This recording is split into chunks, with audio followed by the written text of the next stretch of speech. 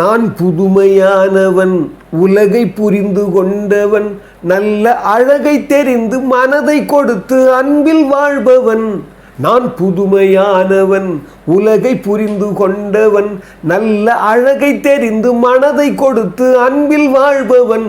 ஆடலாம் பாடலாம் அனைவரும் கூடலாம், வாழ்வை சோலையாக்கலாம். அந்த காலம் உதவி செய்ய இங்கு யாரும் உறவு கொள்ள, அந்த உறவை கொண்டு மனித இனத்தை அளந்து பார்க்கலாம். இசையிலே மிதக்கலாம், எதையுமே மறக்கலாம். அற்புதமானவர்களே, இது ஒரு அற்புதமான சிந்தனை. ஏன்னா அப்படி இந்த உலகத்தை புரிந்த திரு எம்ஜிஆர் அவர்கள் சொல்லுவார், என்னை தெரியுமா நான் சிரித்து பழகி கருத்தை கவரும் ரசிகன், என்னை தெரியுமா உங்கள் கவலை மறக்க கவிதை பாடும் கவிஞன், என்னை தெரியுமா. இந்த கவிஞனா கலைஞனா மற்றபடி இசைஞனா எப்படி ஒன்றாவது வச்சுக்கலாம். ஆனால் அதெல்லாம் விட அவருடைய மனிதாபிமானம் இருக்குது பாருங்கள். அவருடைய மனிதாபிமானம் கலை உலகில் மட்டும் இல்லை, தனி மனிதனாக மட்டும் இல்லை, சமூகத்தில் மட்டும் இல்லை, அவருடைய குழுவில் மட்டும் இல்லை, அரசியலில் கூட அந்த இணக்கமான அந்த மனிதாபிமானமும் அந்த உரிமையும் தான் இன்ன வரைக்கும் பேச வைக்குது. அவர் சொல்கிறார் பார், நான் புதுமையானவன், உலகை புரிந்து கொண்டவன், நல்ல அழகை தெரிந்து மனதை கொடுத்து அன்பில் வாழ்பவன். ஏதோ பாருங்கள், இந்த மனதை கொடுத்து அழகை தெரிந்து மனதை கொடுக்கணும். எந்த அழகு? பழகுதில் ஒரு அன்பு இருக்குது, அழகு இருக்குது, சேருவதில் ஒரு அழகு இருக்குது, நல்லது சேரும் போது ஒரு அழகு இருக்குது, கேட்குறத நல்ல கேட்கும் போது ஒரு அழகு இருக்குது. இல்லை, அழகுன்றது சாதாரண விஷயம் இல்லை. இது சொல்லிகிட்டே போகலாம். இந்த பாட்டை பற்றியுடைய பொருளை திரு கவிஞர் வாலி ஐயா அவர்கள் எழுதின பாட்டு இது. ஏன் சொல்கிறேன்னா, இன்றைக்கி பாருங்கள், அதிமுக அரசியலில் அவர் உருவாக்கின ஒரு கட்சி இன்றைக்கி எந்த அளவுக்கு இன்றைக்கி ஒரு மோசமான நிலை இருக்குது பாருங்கள். ஏன்னா அங்கே ஆலோசனை சொல்கிறது கூடவோ, இல்லை ஒரு பகிர்தலுக்கோ, இல்லை அதை ஆராயறதுக்கோ அங்கே ஒரு குழுவே இல்லை. அங்கே அந்த குழுவை விட அங்கே என்ன பிரச்சனை அப்படின்னா, அங்கே ஒரு தொலைநோக்கான ஒரு விட்டு கொடுக்குற மனப்பான்மையோடு நம்ம யாருக்காக இருக்கிறோம், யாருடைய கட்சி இது, எதுக்காக வந்திருக்கிறோம் அப்படிங்கிற எண்ணமே அந்த கட்சி தலைமைக்கு இல்லை. தலைமையே இல்லைங்க இன்னும் சொல்ல போனால். ஏன்னா இன்றைக்கி ஆளும் கட்சியுடைய ஆட்சியாளர்களாக இருக்காங்க பாருங்கள், அவங்களுடைய அரசியல் பார்த்தீங்கன்னா அவ்வளவு மோசமாக இருக்குது. ஆனால் இந்த சமயத்தில் கூட மறுபடியும் அவர்கள் வரலாம் என்று சொல்கிற அளவுக்கு எதிரி கட்சிகளாகவும் இல்லை, உதிரி கட்சிகளாகவும் இல்லை, உதவாத கட்சிகளாக இருக்குது. இன்றைக்கி சமீபத்தில் இன்றைக்கி பார்த்தீங்கன்னா துக்ளக்குன்னு ஒரு வார இதழ், அதில் ஒரு அற்புதமான 2 கேள்வி கேட்டிருக்காங்க அந்த ஆசிரியர்கிட்ட. இப்போ அற்புதமான பதில். புலியை பார்த்து பூனை சூடு போட்டுக்கிறவங்க கதை இன்றைக்கி அரசியலில் யாருக்கு எந்த கட்சிக்கு பொருந்தும்னு கேட்குறாங்க. நல்லா கவனிங்க.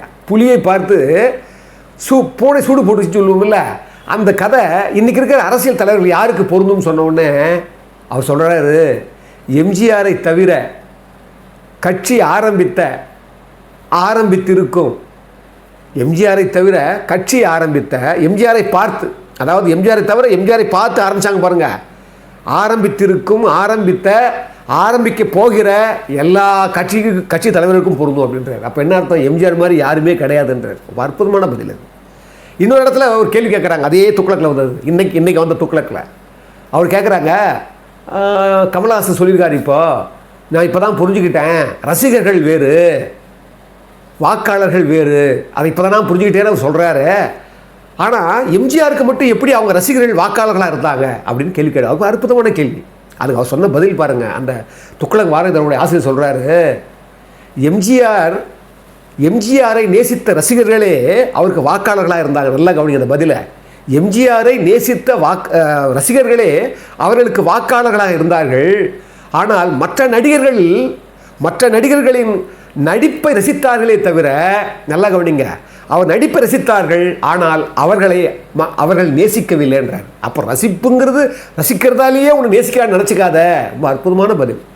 எம்ஜிஆரை நேசித்த ரசிகர்கள் தான் வாக்காளர்களாக மாறினார்கள், வாக்காளர்களாகவும் இருந்தாங்க. ஆனால் இப்போ மற்ற நடிகர்களாக எப்படின்னா, அவருடைய நடிப்பை ரசித்தாங்களே தவிர அவர்கள் நேசிக்கவில்லை. என்ன அற்புதமான பதில் பாருங்கள். ரொம்ப அசந்து போயிட்டேன் நான். ஏன்னா இதையெல்லாம் உணரணும். இன்றைக்கி இருக்கிற அரசியல் கட்சி தலைவர்கள். அரசியல் அறம் போய்விட்டது. அறத்தை பற்றி பேசும்போதே நம்ம என்ன சொல்கிறாங்க எல்லாரும், என்னையா இந்த காலத்துக்கு அறம் சொல்கிறாங்க, அந்த அளவுக்கு ஆகிப்போச்சு. ஆனால் நான் இப்போ சொல்கிறேன், அறத்தை தவிர, அதனால்தான் மறந்தும் பிறன்கேடு சூழற்க சூழின் அறம் சூழும் சூழ்ந்தவன் கேடுனார். மறந்து கூட நீங்கள் நினைக்கிறீங்க, நாம் நினைக்கிறோம் அறம் என்ன சும்மா இதுக்கு அதான் தர்மத்துக்கு வேலை இல்லை, இங்கே அதர்மம் தான் கோல வச்சுதுன்னு. பாருங்கள் என்ன நிலை ஆக போகிறாங்க பாருங்கள். இதோ டெல்லியில் அரவிந்த் கெஜ்ரிவால் என்ன பண்ணார், எவ்வளோ இலவசம் கொடுத்தாரு, என்னென்ன பண்ணார், கல்விக்கு பண்ணுறேன், அதுக்கு பண்ணுறேன், இதுக்கு பண்ணுறேன்னு அளந்து விட்டார். ஏன் ஒய்எஸ்ஆர் ரெட்டி என்ன பண்ணார், 3000 ரூபா கொடுத்தாரு. இந்த முதியோர் பென்ஷன்லேருந்து எல்லாத்தையும் 3000 அது இதுன்னு பண்ணார். என்ன கொடுத்து என்ன என்ன என்ன அதெல்லாம் யாருடைய பணத்தை எடுத்து கொடுக்குறீங்க, எப்படி கொடுக்குறீங்க, எதுக்காக கொடுக்குறீங்கிறதெல்லாம் மக்களுக்கு தெரியும். எப்போவுமே சொல்கிறேன் பாருங்கள், அங்கே 2 மோசமான நிலைமைகளில் எது கொஞ்சம் மோசம்னு பார்க்குறாங்க அந்தந்த சூழ்நிலையில். இதெல்லாம் உணரணும் இன்றைக்கி இருக்கிறவங்க. அதான் நான் எம்ஜிஆரை பற்றி இந்த பதிவை நான் சொல்கிறது காரணம் என்னென்னா, அவர் பாருங்கள், நீங்கள் சொல்கிறாங்களே இன்றைக்கி வந்து ஒரு அதிமுக கட்சி 2 குழுவாக இருக்குது, 3 குழுவாக இருக்குது, 4 குழுவாக இருக்குதுன்னு சும்மா பேசுகிற அளவுக்கு பண்ணிட்டாங்களே. எம்ஜிஆர் எப்படி வளர்த்தாரு பாருங்க அந்த கட்சியை. 1972 உங்களுக்கு தெரியும், எம்ஜிஆர் வெளியே தள்ளப்படுறாரு. வெளியே தள்ளப்பட்ட உடனே அதை பற்றி கூட நிறைய பேசியிருக்கிறேன். வண்டிகளெல்லாம் போக முடியல. எம்ஜிஆருடைய போஸ்டர் ஒட்டினா தான் அந்த வண்டி போக முடியும். சைக்கிள் இருந்து எதுவுமே இல்லைன்னா அடித்து உடைக்கிறாங்க. இது பாருங்கள், சாதாரண ஒரு நடிகராக இருந்த ஒருத்தர் அரசியலில் அவர் வந்து ஆட்பட்டு இருந்த காலத்தில் அவர் வெளித்தள்ளப்பட்ட உடனே கோபம் எழுதுறது, இங்கே கோபம் எழுது, அது கூட பெருசு இல்லை. அந்த பீரியடில் எனக்கு நல்லா ஞாபகம் இருக்குது. 1972 அந்த சரித்திரம் படிக்கும்போது நவம்பர் 1972 நவம்பர் 5 அக்டோபரில் வெளித்தள்ளப்படுறாரு, கட்சியை ஆரம்பிச்சிட்டார். அப்போ கட்சியினரை விட அவருடைய ரசிகர்களை விட மாணவர்களெல்லாம் கோபம் கொண்டாங்க. அந்த பீரியடில் 1972 நவம்பர் 5 ஜனவரி 8 வரைக்கும் கிட்டத்தட்ட 53 நாட்கள் பள்ளிக்கூடங்களே மூடப்பட்டது. ஏன்? பள்ளிக்கூட மாணவர்கள் மனசெல்லாம் பதிந்திருந்தார் எம்ஜிஆர். அன்னைக்கு எத்தனை ஒரு போஸ்ட் கார்டு எழுதி போட்டால் எத்தனை பேருக்கு பணம் கொடுத்துருக்கிறாரு, எத்தனை பேருக்கு உதவி இருக்கிறார், அதை நான் நிறைய சொல்லியிருக்கிறேன். அப்போ எந்த அளவுக்கு நேசத்தை உருவாக்கினார் எம்ஜிஆர் யோசிச்சு பாருங்கள். அப்படிப்பட்டெல்லாம் வளர்த்த கட்சி அது. அந்த காலத்தில் ஒரு முக்கியமான குறிப்பு என்னென்னா, அதே 1972 எம்ஜிஆர் கட்சி ஆரம்பித்த பிறகு அதே சேம் டைம் தான் உலகம் சுற்று வாலிபனும் நடக்குது. அந்த இறுதிக்கட்ட வேலைகளாக நடக்குது. உடனே பார்த்தீங்கன்னா 73 எலெக்ஷன் வருது, திண்டுக்கல் பை எலெக்ஷன் வருது. எம்ஜிஆர் நினைக்கிறாராம், அதாவது உலக சுற்று வாலிபன் படம் வந்து விட்டுட்டோம்னா படம் ஓடணும்னா நமக்கு ஏதாவது பாதிப்பு வருமானு சொன்ன உடனே இல்லை இதை விடணும், ஆர்எவியெல்லாம் எழுதியிருக்கிறாரு, இல்லை நம்ம படம் விடணும், இப்போ கண்டிப்பாக இது வெற்றி பெறும்னு சொல்லி அந்த மாதிரிலாம் குழப்பங்களெல்லாம் இருந்தும் அதுக்கு முன்னாலேயே மதுரை முத்து மேயர் தெரியும் உங்களுக்கு. அவர் தான் வந்து பார்த்தீங்கன்னா ஒரு காலத்தில் எம்ஜிஆருடைய 1958-59 அவர் வந்து பெரிய சேரிட்டி வண்டியில் நாடோடி மன்னனுடைய வெற்றி விழாவை ஒரு பெரிய சேரிட்டி வண்டியில் எம்ஜிஆரை உட்கார வச்சு, அப்போ திமுக பொறுப்பில் இருக்கார், அவர் உட்கார வச்சு அவருக்கு தங்க வாழ் கொடுத்தவர் யார்? நம்ம மதுரை முத்து. அன்னைக்கு அவர் பற்றி அண்ணன் தான் கூப்பிடுவாராம் எம்ஜிஆர் அந்த காலத்திலேயே. அப்படிப்பட்டவர் 1972 எம்ஜிஆர் கட்சி ஆரம்பித்த உடனே திமுக கட்சி தூண்டுதலால் என்ன பண்ணுறாரு, மதுரையில் அவர் வந்து மிகப்பெரிய பொறுப்பில் இருக்கிறார். எம்ஜிஆருக்கு வந்து ஆப்போசிட்டாக பகிரங்கமாக ஆப்போசிட் பண்ணுறார். இந்த உலகம் சுற்றும் வாலிபன் வெளியிட முடியவே முடியாது, வெளியிட விட வரமாட்டேன், அப்படி அந்த படம் வெளிவந்ததுன்னா நான் சேலை கட்டிக்கிறேன்னு சொன்னதெல்லாம் உங்களுக்கு தெரியும். ஆனால் என்ன பாருங்கள், அதை போலவே அந்த நெருக்கடியிலையும் எம்ஜிஆர் கட்சியும் பார்த்துக்கிட்டு உலகம் சுற்று வாலிபோட இறுதிக்கட்ட வேலைகள்லாம் பார்த்துக்கிட்டு பாம்பேயில் ப்ராசஸிங் எல்லாம் முடித்து ரகசியமாக பண்ணி அதை ஒரு பெரிய இங்கெல்லாம் வந்து வெளியிடும்போது அது போஸ்டர் கூட கிடையாது. ரொம்ப அதாவது அதெல்லாம் எம்ஜிஆர் தவிர வேறு யாருக்குமே நடக்காதுங்க. அதெல்லாம் மீறி அந்த படம் பெரிய ஹிட் ஆகுது. மதுரைக்காரங்க மட்டும் இல்லை, தமிழ்நாட்டில் இருக்கிற எல்லாரும் என்ன பண்ணாங்க தெரியுமா, மதுரை முத்துக்கு சேலை அனுப்பிச்சாங்க. ஒரு ஜவுளி கடையே வைக்கலாமா அனுப்பிச்ச சேலை. ஏப்பா நீ தான் படம் வந்தா நீ வந்து சேலை கட்டிக்கிறேன்னு சொன்னியாப்பா, கட்டிக்கப்பான்னு ஒரு ஜவுளி கடை மாதிரி அளவுக்கு தமிழ்நாட்டு மக்கள் எல்லாரும் எம்ஜிஆர் ரசிகர்கள் எல்லாம் அனுப்பிச்சாங்களாம். அன்னைக்கு தான் கொஞ்சம் மனம் வருத்தப்பட்டாராம் மதுரை முத்து. என்னடா இப்பேற்பட்ட மனுஷனுக்கு போய் நாம் பண்ணிட்டுமே அப்படின்ற மாதிரி எண்ணம் வந்தும்போது அந்த நேரத்தில் தான் கருணாநிதி அவர்கள் என்ன பண்ணுறாரா, அப்போ வந்து மதுரை மேயராக இருக்கார். அவருக்கு ஆப்போசிட்டாக என்ன செஞ்சார், மாநகராட்சி அதிகாரிகளையே இவருடைய உத்தரவுக்கு கட்டுப்படாதீங்க, நீங்கள் வந்து கட்டுப்படாதீங்கன்னு சொல்லி ஒரு முதல்வராக இருந்துக்கிட்டே அங்கே ஆப்போசிஷன் பண்ணார். அப்போ தான் அதை உணர்ந்தார் அவர் மதுரை முத்து. உணர்ந்து நம்ம இவருக்கு போய் இப்படி பண்ணிட்டோமேன்னு சொல்லி என்ன பண்ணார், மறுபடியும் எம்ஜிஆரோட பழக்கம் அந்த காலத்தில் யார் இருந்தது, அப்போ காளிமுத்து இருந்தார், பட்டுராஜன் இருந்தார், அதே போல் பட்டுராஜனுக்கு அடுத்து அன்பழகன் ஒருத்தர் இருந்தார். இந்த 3 பேரும் முக்கியமானவங்களாக இருந்தாங்க. இந்த 3 பேரை வச்சுக்கிட்டு தான் மதுரை முத்துடைய தாக்குதலெல்லாம் அவங்க சமாளித்தாங்க. அதே மதுரை முத்து பட்டுராஜன் கிட்ட கேட்குறாரா, நான் எம்ஜிஆரை பார்க்கணும்னு சொன்ன உடனே அவருக்கு இஷ்டம் இல்லையா. காளிமுத்துவும் அன்பழகனும் எதிர்ப்பே சொல்கிறாங்க, பகிரங்கமாக எதிர்ப்பு காட்டுறாங்களா அவர் மதுரை முத்தை பண்ணக்கூடாதுன்னு சொல்லி. அப்படிப்பட்ட மதுரை முத்து ஒரு கட்டத்தில் என்ன பண்ணுறாரு, சில நாட்களில் என்ன பண்ணுறாரு, மும்பையில் எம்ஜிஆர் படப்பிடிப்பில் இருக்கிறார். சில முக்கியமான பிரமுகோட போய் என்ன பண்ணுறாரு, எம்ஜிஆர் சந்திக்கும் போது எம்ஜிஆர் ஒரு முகமும் சுளிக்கலை.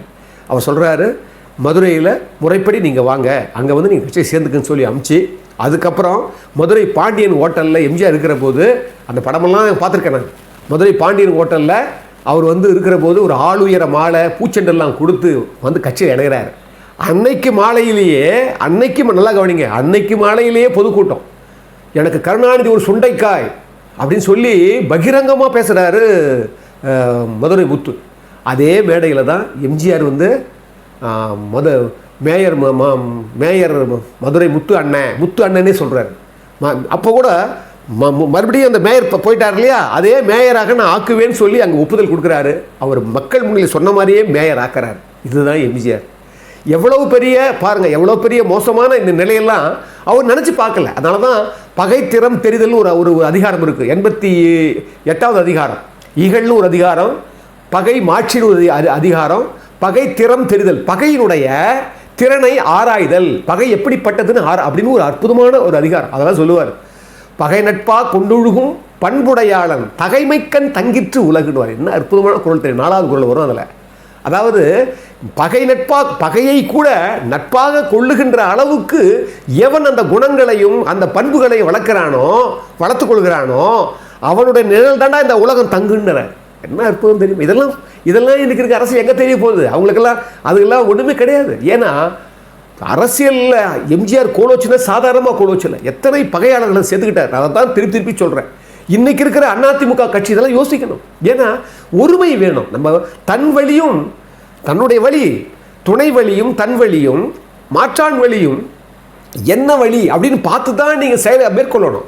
தன் துணை என்றால் அவன் உனக்கு துணை இல்லைன்னா, பகை இரண்டால் இன்துணையா கொள்கை அவற்றில் ஒன்றுங்கிறார். ரொம்ப அற்புதமான அதிலே வரும் அந்த பகைத்திறம் பெறுதல் 5வது குறள். நான் சொன்ன குறளுக்கு அடுத்த குறள்.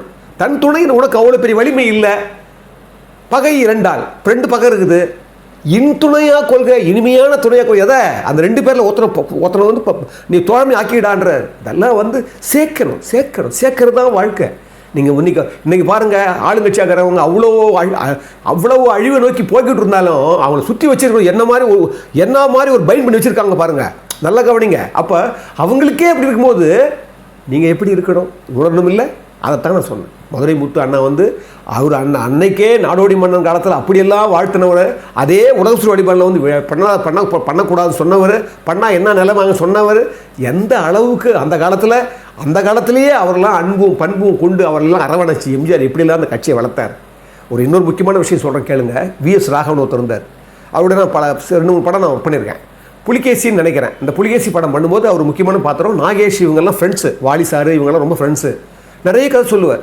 அற்புதமான நடிகர். கிட்டத்தட்ட அவர் வந்து 200 நாடகம் போட்டிருக்காரு. அந்த 200 நாடகம் பல 100 முறை வந்து அவர் மேடைப்படுத்தியிருக்கிறார். அது மட்டும் இல்லைங்க, 8 ஆண்டுகள் அவர் வந்து தமிழ்நாடு அரசுடைய தேர்வுக்குழு ஒரு உறுப்பினராக இருந்திருக்கிறாரு. விருதுகளுக்காக தேர்ந்தெடுப்பாங்கல்ல, அதுக்கு 3 ஆண்டுகள் ELS நாடகம் என்ற கௌரவ செயலாளர் ஆக்கினார் எம்ஜிஆர் அவர்கள். அப்போ சொல்லும்போது எம்ஜிஆர் பற்றி நிகழ்ச்சி சொல்லுவார். என்ன மாதிரி எம்ஜிஆர் சொல்லுவார், எம்ஜிஆர் மாதிரிங்க அவர் வந்து படத்தில் ஹீரோன்னு நினைக்காதீங்க, அவர் வந்து இந்த ஒரு சமூகத்தில் ஹீரோ நினைக்காதீங்க, அவர் வந்து அரசியலில் ஹீரோ நினைக்காதீங்க, ஆட்சியில் ஹீரோ, அவர் உலகத்துக்கே ஹீரோங்கன்னார். அவர் சொன்னார் அந்த மாதிரி பண்பு கூட. அப்போ சொன்னார் சில விஷயங்கள் சொன்னார். அப்போ முதல்ல ஒரு விஷயம் சொல்கிறாரு. நான் வந்து ராமன் தேடி சீதைன்னு நினைக்கிறேன். அவர் சொன்ன அந்த டைட்டில் எனக்கு மறந்து போச்சு. அந்த படத்தில் எம்ஜிஆர் மேலேருந்து கீழே வருவாராம். அதை அடிக்கடி சொல்லியிருக்காரு அவர். எம்ஜிஆர் மேலே மாடியிருந்து கீழே வரணும். ஒரு புதுமுக நடிகர் அன்றைக்கி வந்திருக்கிறாரு. சார் போஸ்ட் அப்படின்னு கொடுக்கணுமா, ஃபஸ்ட்டு ஷாட்டே அதானா, சார் போஸ்ட்டுன்னு கொடுக்கணுமா. ஒரு புதுமுக நடிக்கிறான் அவர். டைரக்டர் நீலகண்டன் என்ன சொன்னாராம், தம்பி நீ சின்னவரோட நடிக்கிற, புரிஞ்சுக்கிட்டியா, என்ன ஒழுங்காக நடிக்கணும், தப்பு பண்ணக்கூடாது அப்படின்னாராம். சார் தான் என்ன பண்ணாராம், சார் கரெக்டாக நடிச்சிடறேன் சார் சொன்ன உடனே அதே மாதிரி எம்ஜிஆர் நடந்து வராராம்.